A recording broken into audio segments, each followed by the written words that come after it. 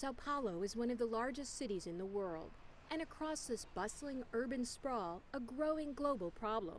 Children, millions of them, working and living on the streets. They lead a precarious, all too dangerous life. Living on the street, sleeping on the street, they're exposed to paedophiles, to corrupt police that want to harm them in some way, to anybody who wants to do them harm. And so many of our children are murdered, many of them die. Kelly Magalhães and her husband George have made it their life's work to try and save them. One by one, we're trying to get the children off the street in Sao Paulo. British-born Callie is an evangelical Christian. She first became aware of the problem of street children in 1994 after reading about it in a magazine. And as I read this magazine article, I just began to cry and cry and cry and cry. And I thought, oh, I'm not going to stay here in England with my nice job and my nice house and my nice life. I'll go and see if I can do something about it. She moved to Brazil and began working in the slum neighborhoods called favelas. There, she met a Brazilian man, George, who shared her vision. They got married and founded a non-denominational ministry called Associação Águia, Project Eagle, to try and rescue street children. Callie, George, and their teams of volunteers work directly in the streets, finding the kids and trying to build their trust. Sometimes we just go and talk, sometimes we take a bag of activities and we do drawings and they do colourings. It's very fascinating to see what they draw. Often they draw houses and families because that's their dream. Actually, I present myself as a friend to the boy or a girl. I said, I want to be your friend. And if I can help in some way, you can tell me what I can do to help you. As they chat with the children, they try to find out their situation. I asked him where he lived and he wouldn't tell me, and I said, it's okay, I'm not going to take you home. I just want to help you if I can, and he told me where his mum lives. But he doesn't live with her? No, he lives here on the street. There are two types of street kids. The first are called children on the street. They do actually live with their parents, usually in a shack or slum, but they work all day on the streets, begging or finding odd jobs. At the end of the day, they go back and they give the money to their mum or their stepfather or whoever, and sometimes that money is used to buy food, but more often it's used to buy alcohol or drugs or something like that. Then there are children of the street, those who live here day and night. Often they've run away, either to escape abuse or to use drugs. Many steal to survive and to support their addictions. Some move on to more serious crimes. Children start doing drugs young here. They get high by inhaling glue and paint stripper. They put it in what looks like a bottle of mineral water, and then they breathe that through their mouth. It's actually worse for them than if they're sniffing glue. It's so high on paint stripper. Over time, Project Eagle volunteers get to know the children and then try to figure out what the best situation for them would be. Can they return home, or do they need to go into drug rehab? Gisele, who's now 16, left home years ago to live on the streets. I lived here mostly because I wanted to, but mostly because of the drugs. 4 months ago, she had a baby and moved back home with her mother. Today, Gisele left her baby at home, and Callie finds her hanging out on the streets again.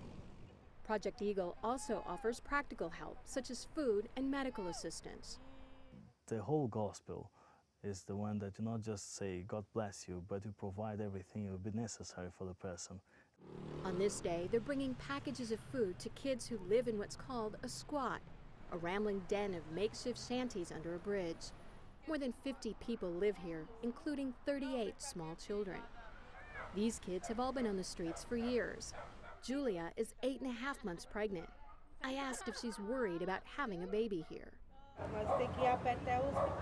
Said it should be okay. The problem is that if she goes into labour here and she's not well, the ambulance won't come here. She has to go by foot to the hospital.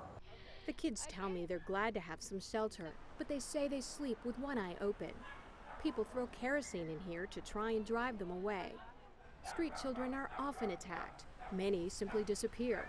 They're often viewed as a social nuisance or worse. They pickpocket, they steal people's mobile phones, they cause a lot of problems. And so people don't see them as a child who needs love and care and a new future. They see them as a huge problem. And so what you do with a problem, you try and eradicate it. Vigilantes and corrupt cops have been accused of killing the children just to get rid of them. Some are taken to youth prisons where George goes to counsel them. Inside the youth prison, it's better to talk to them because they are not taking drugs there, so I can talk to them clearly. And in most of those, they want some help. When we went to the youth prison at the beginning, they used to give us the sort of mild cases, like a child who'd maybe stolen an apple or that kind of thing. And now they give us the murderers and the rapists and the kidnappers, and they look at us and they say to us, look, this one, only God can change. And it's true. Some of the children rescued from the streets end up here at this rehab compound called In the Hands of the Angels. They're treated for drug and alcohol addiction and taught basic life skills. It's a church-run ministry about an hour outside the city. The young men here farm, go to school, and get vocational training. One of the residents is a 19-year-old former street kid named Danilou. Danilou says he ran away from home when he was 8 because his alcoholic father abused him. George met Danilou in youth prison, and after he was released, George got him placed here 5 months ago. Danilou says God has given him a new life.